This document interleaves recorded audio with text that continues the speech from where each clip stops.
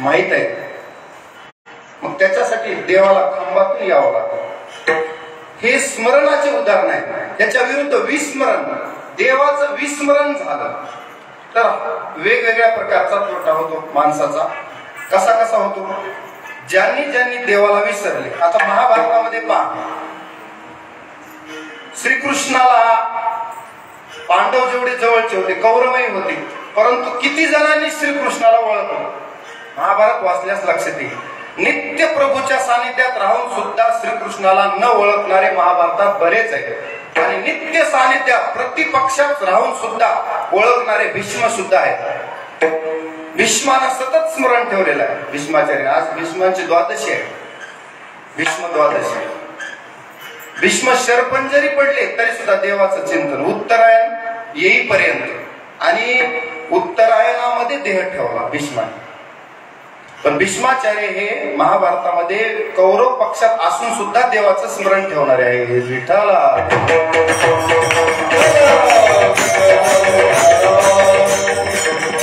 याच्या विरुद्ध देवाचा मामा आहे कंस, परंतु भाच्याला ओळखू शकले नाही.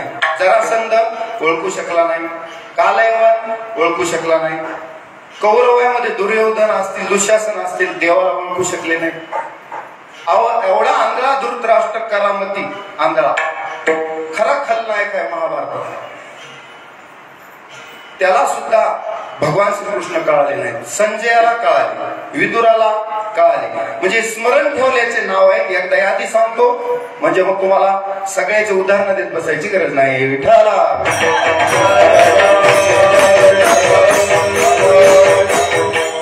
प्रल्हाद, नारद, पराशर, पुंडरीक, व्यास, अंबरीश, शुक, शौनक, भीष्मदाज्ञा, रुक्मांग, गदार्जुन, वशिष्ठ, विभीषणादीन पुण्यानिमान परम भागवतान स्मरामी. ज्यांनी प्रभूचं स्मरण केलं त्यांचं आपण स्मरण करू. लक्षात, इतका अधिकार देवाच्या नाम चिंतनानं प्राप्त होतो. विठाला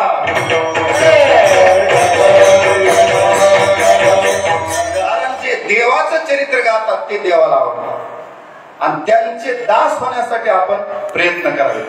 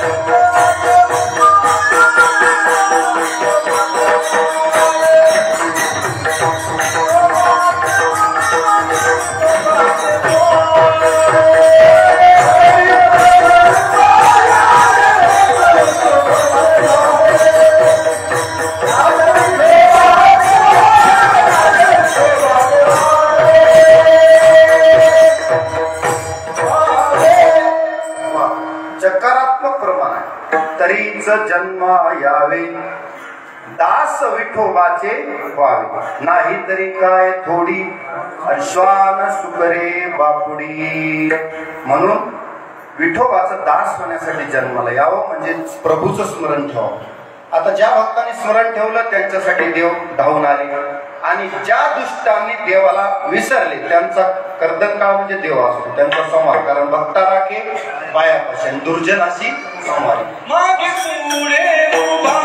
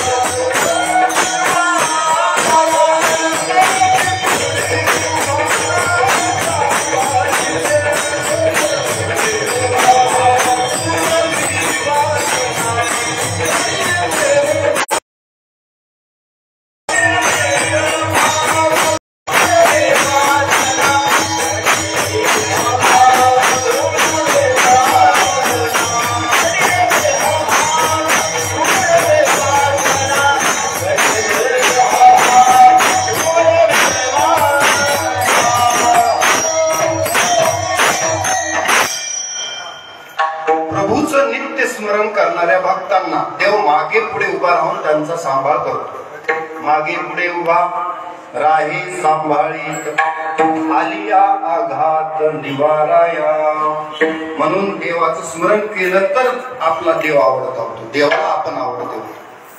आपला सुद्धा देवच आवडता असावा आणि देवाला सुद्धा आपण आवडावं, आपली भक्ती आवडावी, याच्यासाठी जीवनभर परमार्थ करायचा. कारण तेही प्राणा परवते मज आवडती निरुते जे भक्त चरित्राते प्रशंसिती. मग असे भक्त देवाला सुद्धा आवडतात. सांगण्याचा उद्देश काय की प्रभूचं स्मरण राहणं. थोडक्यात कारण आपल्याकडं 4 चरणाचा वेळ कमी आहे, त्याच्यामुळे मी शॉर्टकट सांगतो. आता स्मरण राहण्यासाठी संसार आडवा येतो आपल्याला, विकार आडवे येतात. विस्मरण का होतं आपल्याला? कारण मोह माया पहिली गोष्ट आहे, माया आड येते. सगळेजण मायेच्या कचाट्यात सापडलेले आहेत, त्याच्यामुळे प्रभूचं स्मरण राहत नाही. दुसरं कारण आहे, संसारात आपण इतके गढून जातो की देवाला विसरतो. मग संतांना यावं लागतं आणि समजून सांगावं लागतं की देवाला कशी विसरले. संसारात राहून सुद्धा देवाचं स्मरण करा. पहाते पांडव अखंड वनवासी परी त्या देवाशी आठवी. मग हे जे सांगणं आहे संतांचं, दुसरा कोण सांगणार आहे? तुमच्या हिताची काळजी कुणाला आहे? तेची माझे हित करीती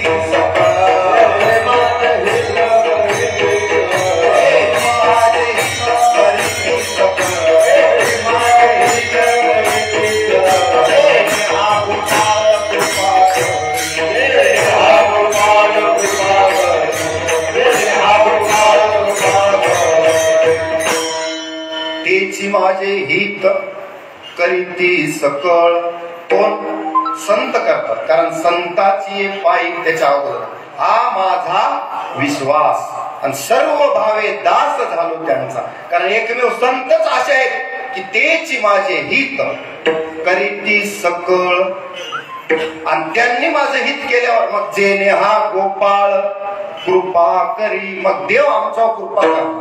म्हणून संत असे आहेत की ते जीवाला निरंतर जागवतात. मज निरंतर जागवी.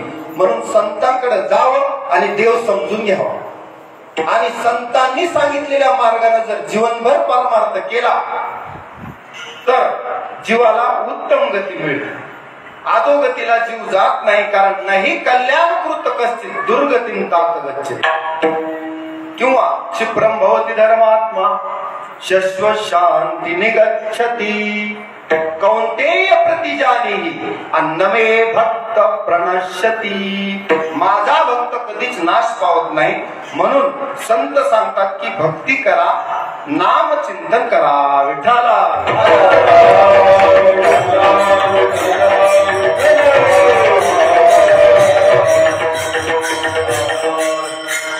आपल्याला विस्मरण पडते. मला सांगा, आपलं आयुष्य किती आहे? 100 वर्षाचं. त्याच्या झोपेत किती गेलं, भजनाला किती उरलं, हे सगळं कॅल्क्युलेशन करायला कोण लावते आपल्याला? संत लावतात. जीवडा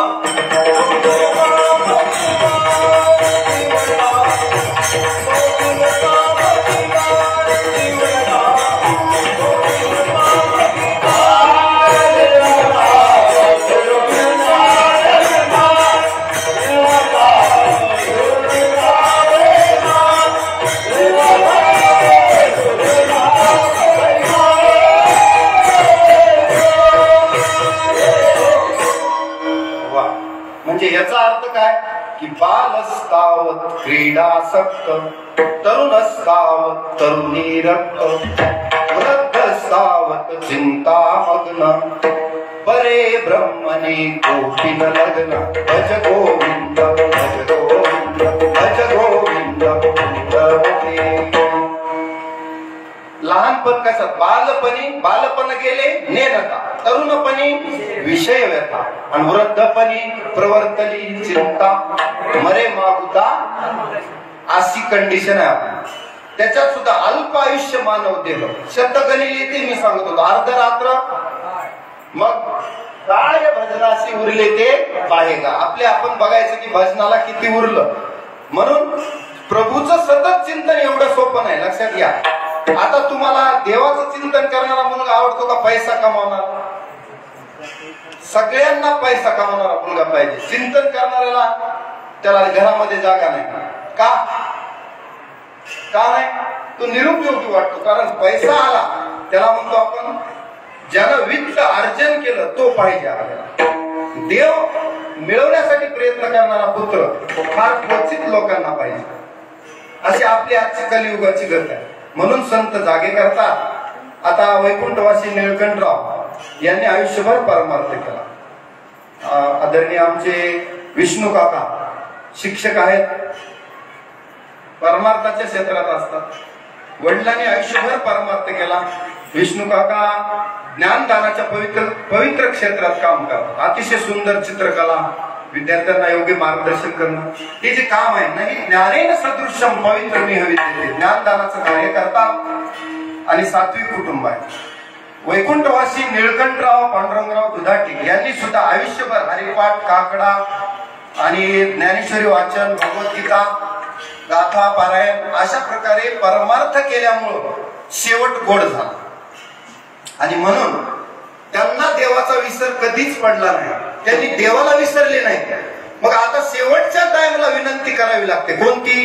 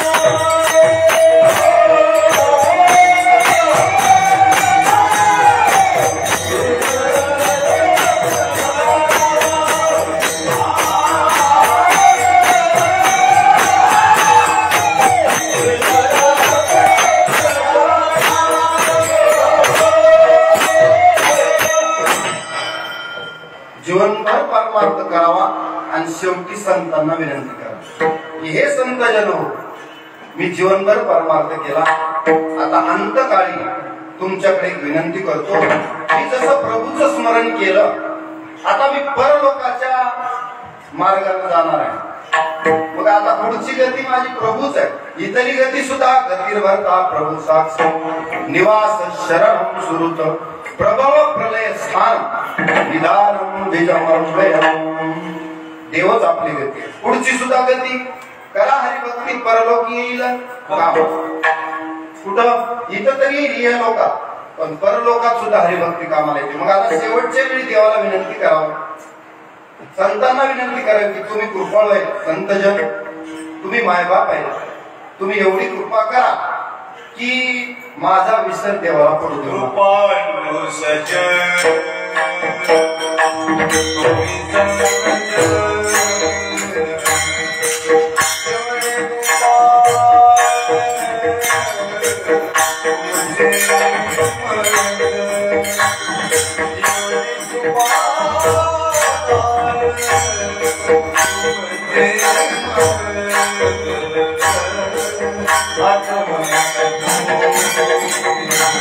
Thank you.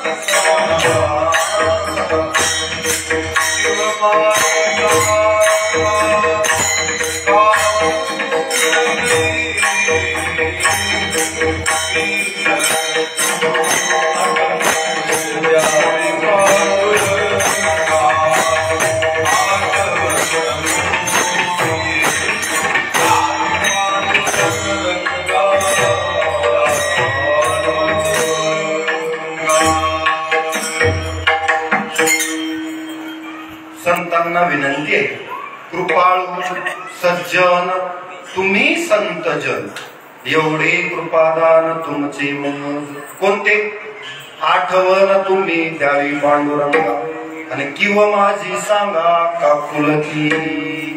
देवाला माझी आठवण करून द्या, कारण मी प्रभूचं स्मरण केलं पण प्रभूला माझं राहिलंच असं नाही, कारण त्याला मी काय एकटाच लाडाचा आहे का, त्याला अनेक भक्त आहेत, सगळ्यांचं स्मरण ठेवावं लागतं.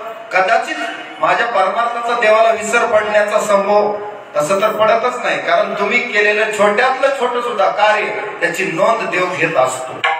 चित्रगुप्त हा प्रत्येकाचा हिशोब ठेवण्यासाठी देवानं नेमलेला आहे, तो आपल्या भुजेवरच आहे. प्रत्येकाचा हिशोब कोण ठेवतो? चित्रगुप्त. तो देवाकडे सादर होतच असतो. तरी सुद्धा काम करावं आणि मग देवाला हाक मारावी अशा प्रकार आहे. काम करावं, जीवनभर परमार्थ करावा, देवा निष्काम निस्वार्थ वृत्तीने तुझी सेवा केली, आयुष्यभर देह तुझ्या परमार्थात झिजवला, तुझं कार्य केलं, प्रभूचं कार्य केलं, नाम चिंतन केलं, शेवटी विनंती करावी, आठवण तुम्ही द्यावी पांडुरंगा. संतांकडे विनंती, किंवा माझी सांगा का कुलती. जरी माझ्याकडून काही अपराध घडले असतील तरी सुद्धा अनाथ अपराधी पतित आगळा मी असा आहे, पण तरी परी पाया वेगळा नका करू. कशामुळं? आता अपराध आपल्या हाताने घडतातच, माणूस आहे, बऱ्याच चुका आपण, पण देव उदार अंतकरणाने आपल्या चुका माफ करतो, पण पश्चाताप व्हावा लागतो, अनुताप व्हावा लागतो. अनुताप झाला की मागील परिहार पुढे नाही सी, मग देव आपल्याला पदरात घेतो. मग अशा प्रकारे संतांना विनंती केली की मग तुका म्हणे तुम्ही निरविल्यावर, मग संतांनी जर देवाला एकदा सांगितलं तर मग मत मज हरी उपेक्षिना विठाला.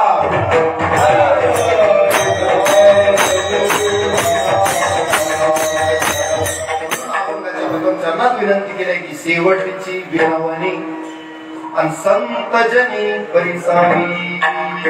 संतांना शेवटची विनंती कुणी केली?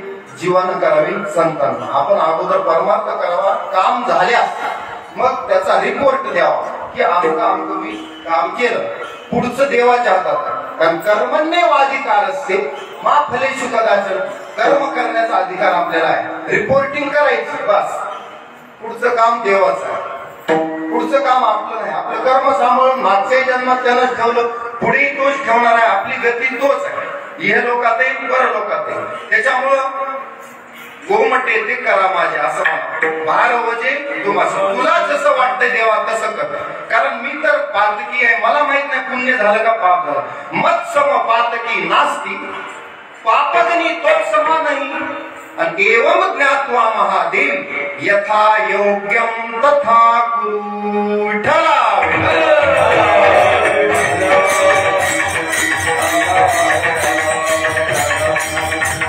म्हणून अभंगाच्या ध्रुव चरणात तुकोबराय म्हणतात की माझा विसर देवा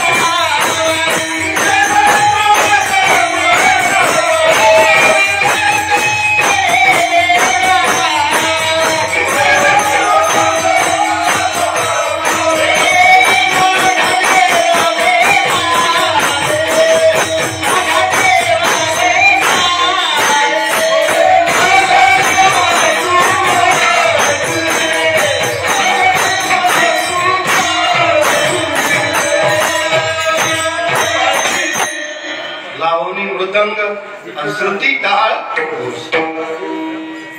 सेव ब्रह्मरस आवडीने सर्वच जण उत्तम गायन हे मला जरी गायनाचं अंग नसतं तरी उत्तम गायन करतात आमचे प्रल्हाद महाराज, कैलास महाराज, दत्तराव बाबा आणि पांडुरंग महाराज यांची म्हणजे साथ एकमेकांची साथ चांगली जमलेली आहे. त्याबद्दल त्यांना धन्यवाद. विठ्ठला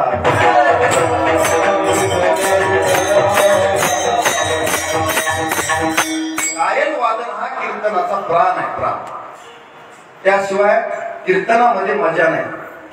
कारण रंग देवता कीर्तनात यायचे असेल तर गायन वादन चांगलं. आणि आपल्याला गद्यातून जेवढं सांगितलं एकाच वेळेतून पद्यातून सांगितलेलं जास्त लक्षात राहतं. आपल्याला लहानपणाच्या पाठापेक्षा कविता लक्षात राहतं. त्याचं कारण त्या गाऊन घेतलेलं असतं म्हणून गुणगुण गुणगुण करतो आपण. प्रमाण सुद्धा हे त्याचं वैशिष्ट्य आहे. चला ध्रुव चरणात तुकोबाराय म्हणतात, विसरतो न पडावा माझा देवा तुम्हासी. संतांनो आणि देवाला सांगतात की दोघांनाही म्हणतात, देव आणि संतांना विनंती की तुम्हा दोघांनाही आमचा विसर पडू देऊ नका. का? अहो मी जरी विसरलो तरी तुम्ही मला विसरू नका. असे काही उदाहरण नाही. त्यांना जीवनभर देवाचं काही स्मरण नाही. बघा आज सुद्धा खा प्या मजा करा. आजचा गाडी माडी साडी पिढी गाडी झाली की माणसं त्याच्यात काय व्यस्त आहे. त्यांना देवा धर्माचं काही पडलेलं नाही. म्हणजे आपण फ्रीज फ्लॅट आणि फ्लॅट याच्यातच गुंग आहोत.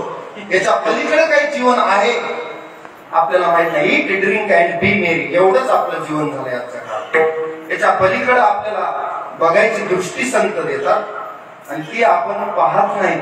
म्हणून आपल्याला सतत सतत स्मरण करून द्यावं लागतं. संत काय सांगतात? सतत स्मरण करा. सततम चिंतयन्तो माम, सततै चिंतयन्तो माम यतन्तश्च दृढव्रताः नमस्यन्तश्च मां भक्त्या नित्ययुक्ता उपासते.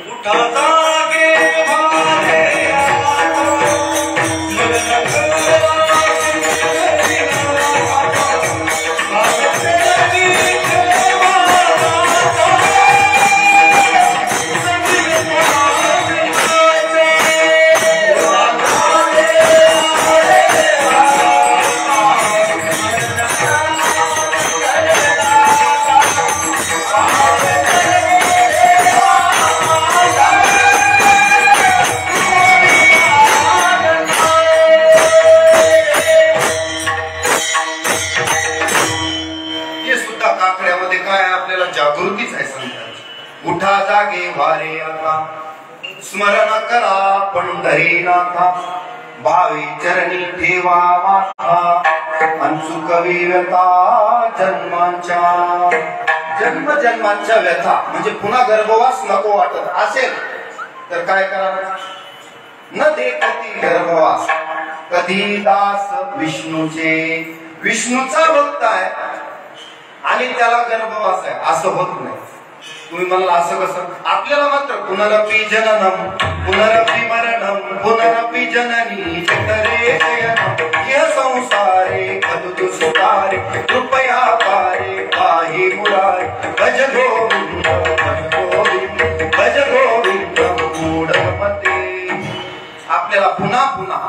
जी वेळा जन्मा यावे आणि नित्य व्हावे पण मी काय सांगतो, न देखती गर्भवास कधी दास विष्णूचे. आज द्वादशी आहे, त्याच्यावर एक कथा सांगतो म्हणजे तुमच्या लक्षात येईल की विष्णूच्या दासांना गर्भवास नाही. जन्म मरण्याच्या फेऱ्यातून सुटका करून घ्यावी, देवाला विसरू नये. या दोन गोष्टी आपल्या महत्वाच्या. आता भालेराव बाबा गर्भवासातून सुटायचे, पण सुटीचे हे नाही वर्म ठावे. आपल्याला कसं सुटायचं हे माहित नाही. कसं सुटायचं? काही काही कुस्तीचे मार्ग असतात, तिथून निसटून जावं. जसं लाक्षागृहात पांडवांना मारण्याचं कारस्थान केलं, परंतु एक असा भयारी मार्ग होता की तिथून निसटून जाता येत होत आणि पांडव सही सलामत निसटून गेले, नाहीतर लाक्षागृहात जळून गेले असते. हा कौरवांचा डाव फसला. तसं आपल्याला मुक्तीचं द्वार कोणतं आहे? मनुष्य जन्म. ह्याच जन्मात मुक्ती मिळू शकते. ते तो जे मार्ग आहे लाक्षागृहाचा, तो ह्याच जन्मात मिळवायचा आहे. म्हणून ह्याच्यातून सुटण्याचा मार्ग माहित पाहिजे. सुटण्याचा मार्ग माहित पाहिजे. घोडखिंड बाजीप्रभून आटून धरली म्हणून शिवाजी महाराज विशाळगडावर पोहोचले. तोप वाजेपर्यंत देह सोडला नाही. कोणी? बाजीप्रभू. त्याला म्हणायचं स्वामी निष्ठा. जाण्याचा कुस्तीचा मार्ग होता घोडखिंड, आता ज्याला आपण पावनी खिंड म्हणतो. म्हणजे जाण्याचा मार्ग माहित पाहिजे. सुटायचे. पन्हाळगडाला चौकडून वेळा दिला होता सिद्धीजोहरने. आता सुटायचं कसं? डुप्लिकेट शिवाजी बनविला शिवाकाशीतला आणि छत्रपती शिवाजी महाराज दुसऱ्या बाजूला निष्ठून गेले. याला निष्ठायचा मार्ग म्हणायचा. तसं या जन्म मृत्यू मधून सुटायचंय ना, तर काहीतरी मार्ग करावा लागला. काय? काही थोडा अभूत लाग पाठ करा, भक्तिभाव धरा बळकट, आणि जरी करणे असेल गोड शेवट का. मग काहीतरी करावं लागेल. तर काय करायचं? कोणतं साधन केल्यावर हा जीव गर्भवासातून मुक्त होईल? विठाला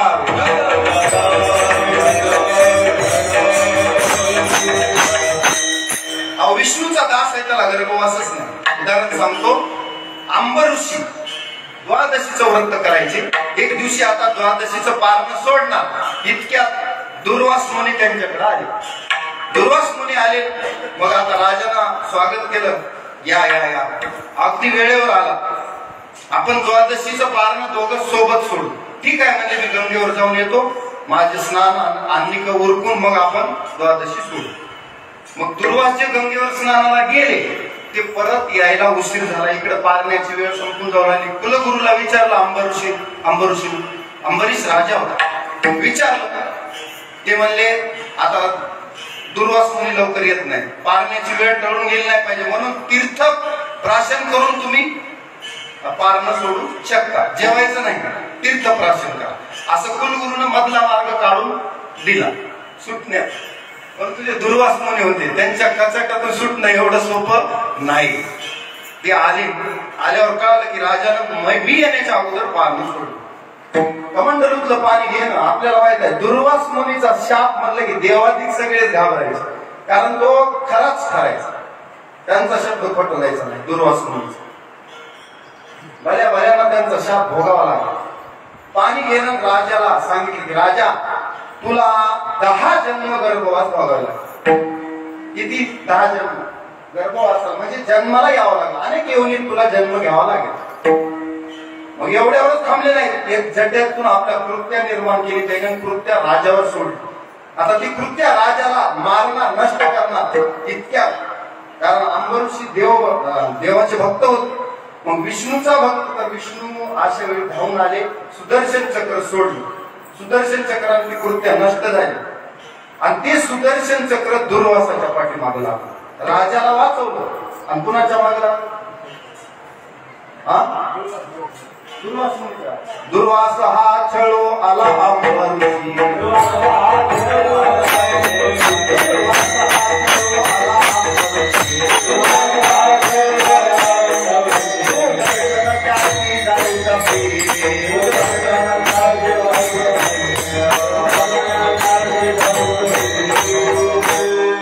दुर्वास हा छळो आला अंबरीशी आणि सुदर्शन त्यासी जाळी कथिली.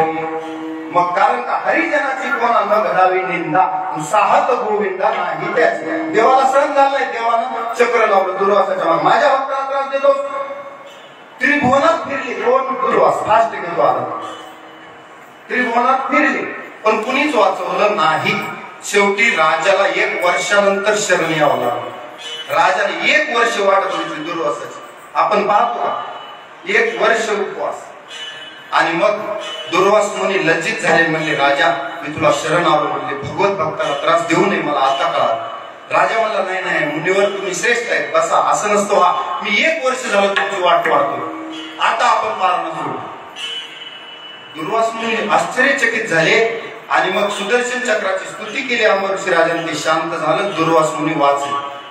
म्हणून हरिभक्ताची कधी निंदा करायची नाही. आणि मग आता देवानं प्रकट होऊन सांगितलं, दुर्वास मुनी तुम्ही जो शाप दिलाय तो शाप मी घेणार आहे. मी 10 जन्म ह्या अंबरऋषीचे, कारण तो विष्णू भक्त आहे. आणि माझं वचन आहे की विष्णू भक्ताला गर्भवास नाही, न देखती गर्भवास कधी दास विष्णूचे. मग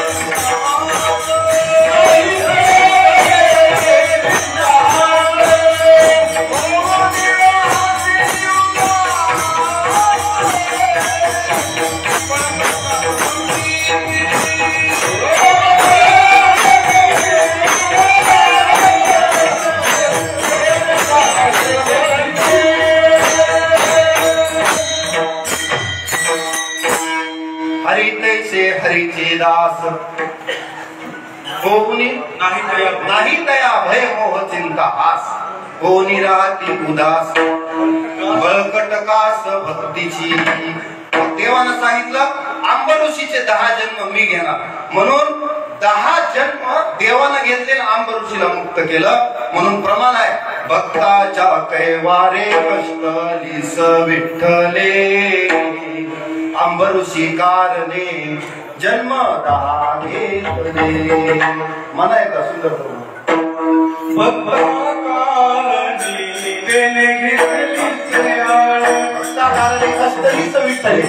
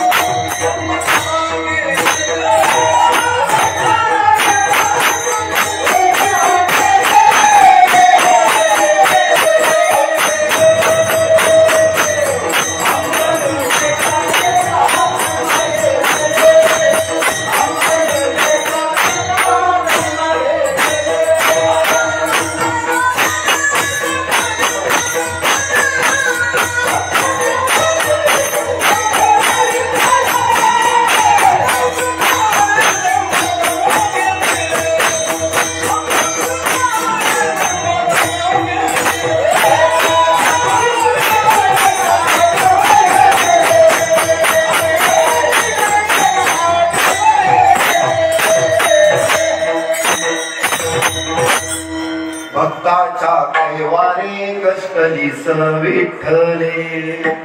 अंबरऋषी कारणे जन्म 10 घेतले. 10 जन्म घेतले. पुन्हा देवानं मत्स्य अवतार घेतला.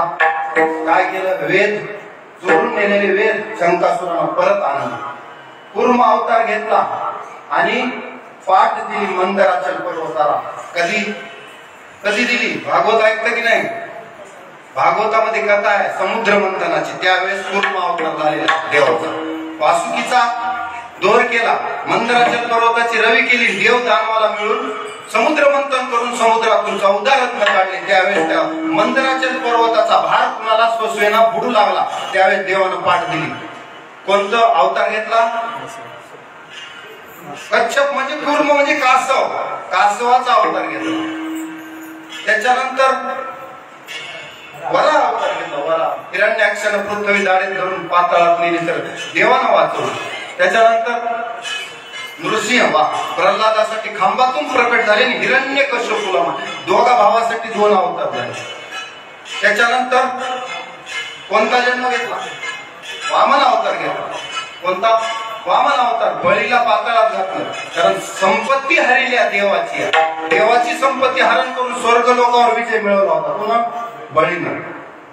बळीराजा दैत्य बहुत मातला, संपत्ती हरिल्या देवाची. अंतये वेळी तुआ आदिती उदरी, आणि अवतार धारी बटू झाला विठाला.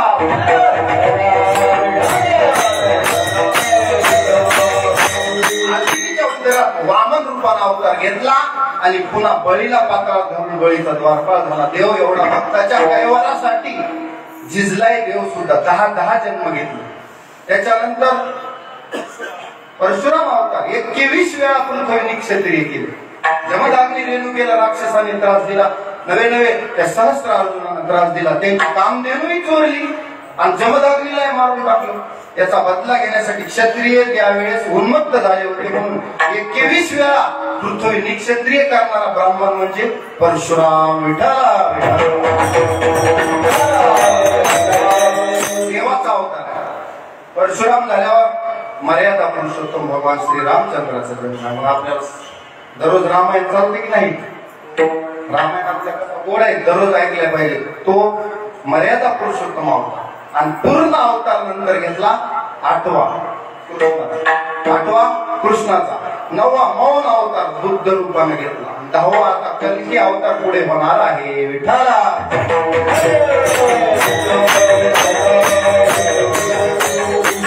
म्हणून आता देवा पुढचे चरण घेत नाही. माझी जी काही कंडिशन आहे संसारात, मला काम क्रोधादी विकारानं गाठलं, संसारात माझी फजिती झाली, होऊ नये तो, करू नये तो केला व्यापार, वाहिला भार कुटुंबाचा. मग हे तुम्हाला परत सांगण्याची गरज नाही. आता फार बोलो काय, पुन्हा सांगण्यापेक्षा अवघे पायी विदित. तुम्हाला हे सगळंच माहिती आहे, कारण साक्षी रूपानं तुम्ही प्रत्येकाच्या हृदयात आहात. कोण? देव साक्षी रूपानं आहे. देवाच्या काही भूमिका आहेत, त्याच्यामध्ये उपद्रष्टा, अनुमंता, भरता, भोक्ता, महेश्वरा अशा काय त्या आपल्या बाबतीतल्या भूमिका आहेत. म्हणून देव साक्षी रूपाने आहे. प्रत्येक कर्माचा साक्षी कोण आहे? देव आहे. आपल्या प्रत्येक कर्माचा साक्षी देव आहे. त्याचे चांगले वाईट फळ आपल्याला भोगावेच लागतात, त्याच्यातून कोणी सुटला नाही. विठाला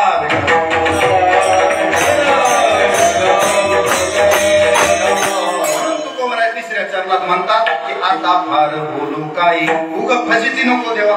संसारानं आमची सगळी फजिती केली. बघा ना, माणूस संसारात हिरवळीला बोलले, हिरवळीला पशु जसा बोलतो, हिरवा चारा आला की नाही, तसे माणसंही या संसारातल्या आज सुख मिळेल, उद्या सुख मिळेल, उग बेजार आहे संसारात. पण संसारात सुखच नाही. किती जरी फिरला, असा कोणी जगी सर्व सुखी असा कोण आहे? विचारे मला तुमची शोधून. इथं सुखच नाही. ज्ञानोबरायनं पावतीच दिली. काय? मृत्यूलोकी सुखाची कहाणी ऐकी जेल कवनाची श्रवणी, आणि कैसी सुख निद्रा अंतरुणी इंगळाच्या. अहो, इथं ढेकणाच्या बाजूवर झोपला तर मला आराम झोप मिळेल, मिळतच नाही. विठाला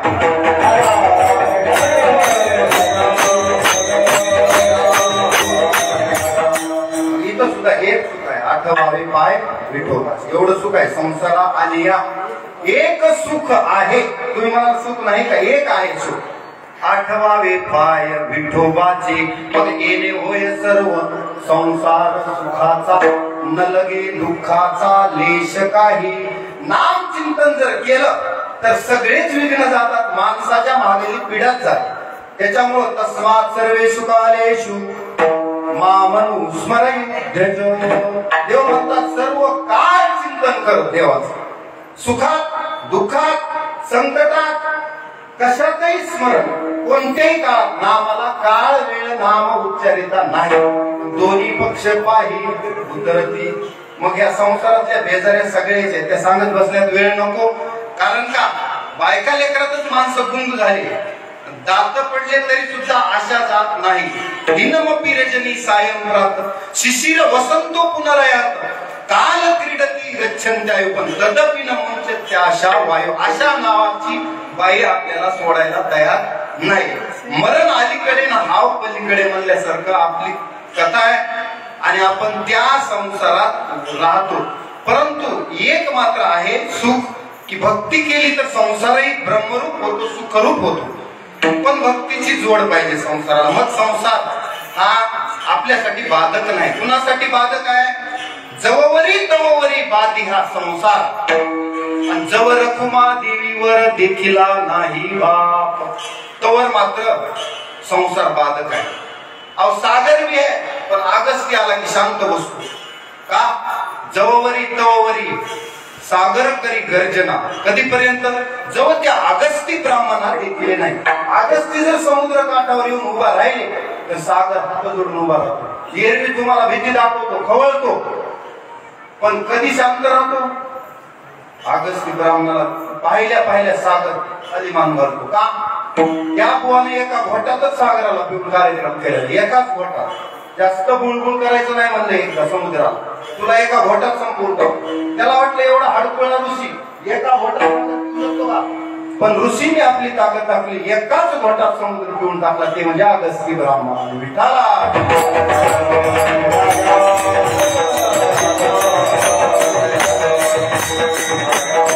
कसं आपल्याला संसार भीती दाखवतो.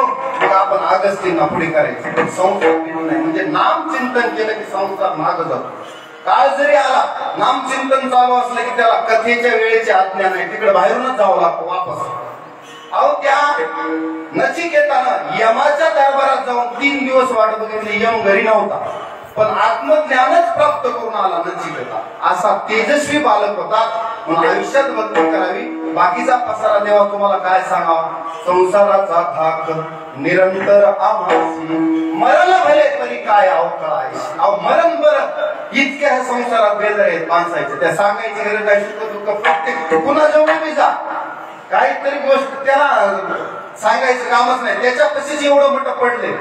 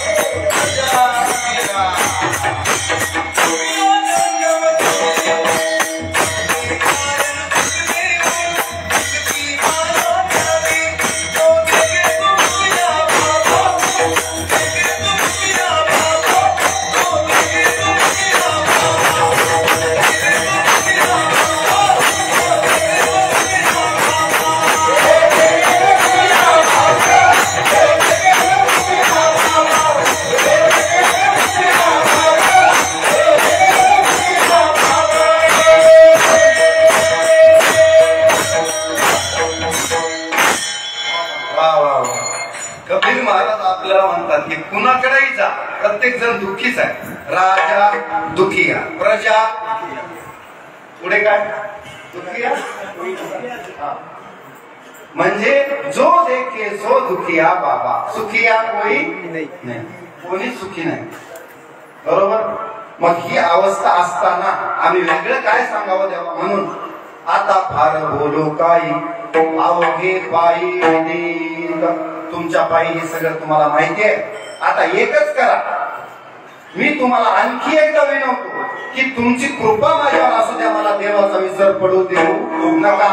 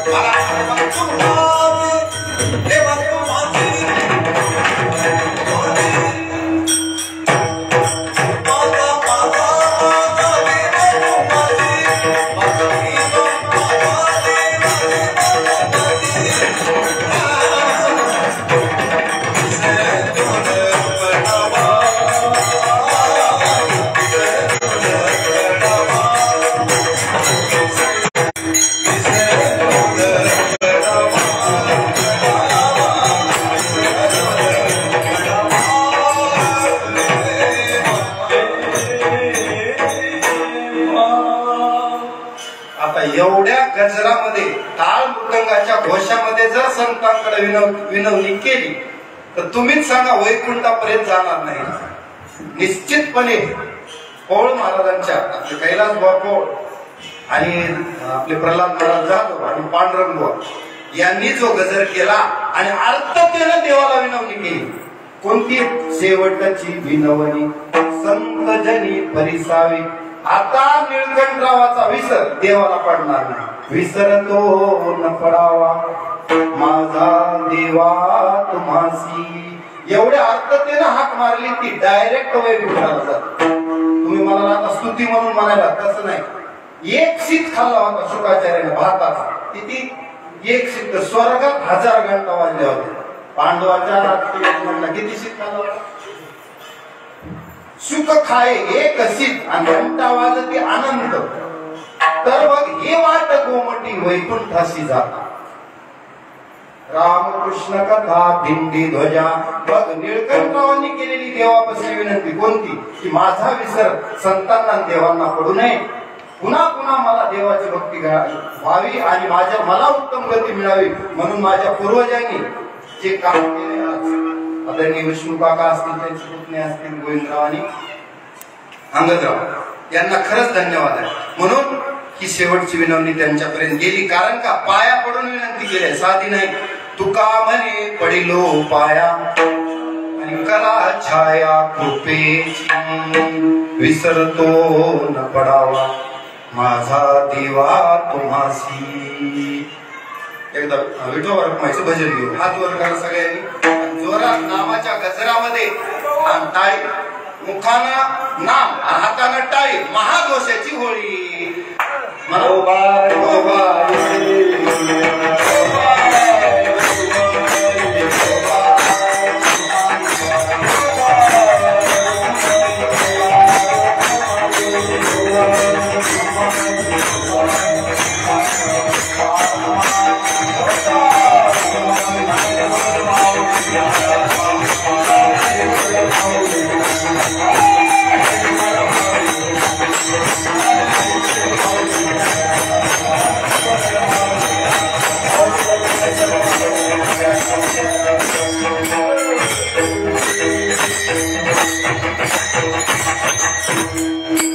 सेवा हनुमंतरायाच्या चरणी समर्पित करतो. वाणीला पूर्णविराम. विठ्ठल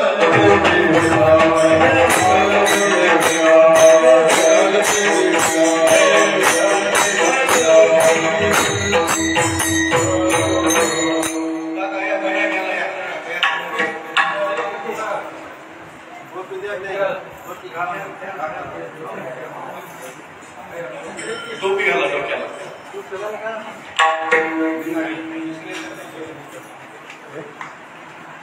माझ्या वडिलाची मिळाली ग देवा, माझ्या वडिलाची मिळाली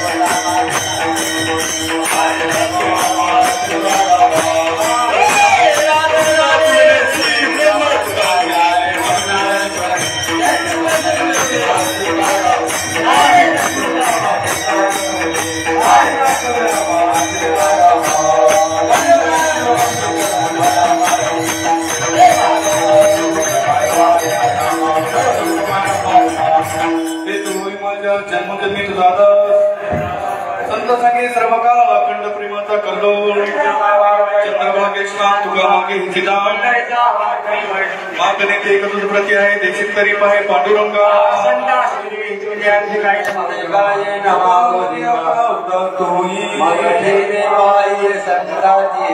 ऐका कैलासवासी निळकंठराव पांडुरंगरावजी दुधाटे यांच्या प्रथम पुण्यस्मरणाच्या निमित्ताने यावर्षी कार्यक्रमाचं आयोजन केलेलं आहे. म्हणून त्या अनुषंगाने श्री हरिभक्तपरायण आपल्या शाळेतील शिक्षक आदरणीय आपले सर्वांचे श्रद्धास्थान मुंजादेव महाराज मुंडे गुरुजी अगदी नियोजित वेळेमध्ये येऊन महाराजांनी सुंदर असं चिंतन केलं. खर तर आज आपल्याला गेल्या अनेक वर्षांपासून महाराजांचं खूप सहकार्य आहे. वेळोवेळी महाराज आपल्या विनंतीला मान देऊन आपल्या गावामध्ये आपल्या या कार्यासाठी सहकार्य करत आहेत. म्हणून आज सुद्धा त्यांनी वेळेतला वेळ काढून आपल्या या ठिकाणी सुंदर असं चिंतन आपली ग्रामदेवता व कैलासवासी निळकंठराव यांच्या चरणी समर्पित केलं.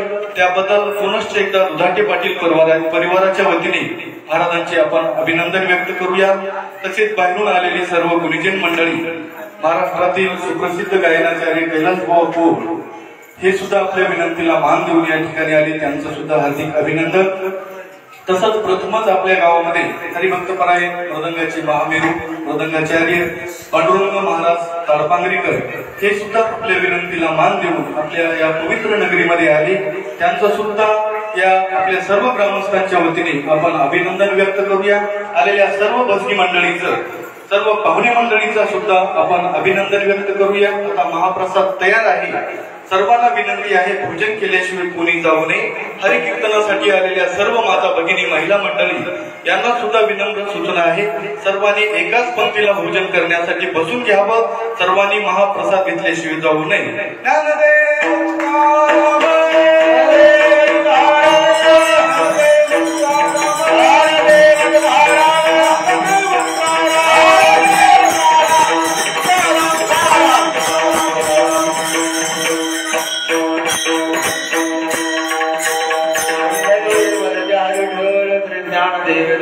पंढरीनाथ भगवान की जय, महाराज की जय.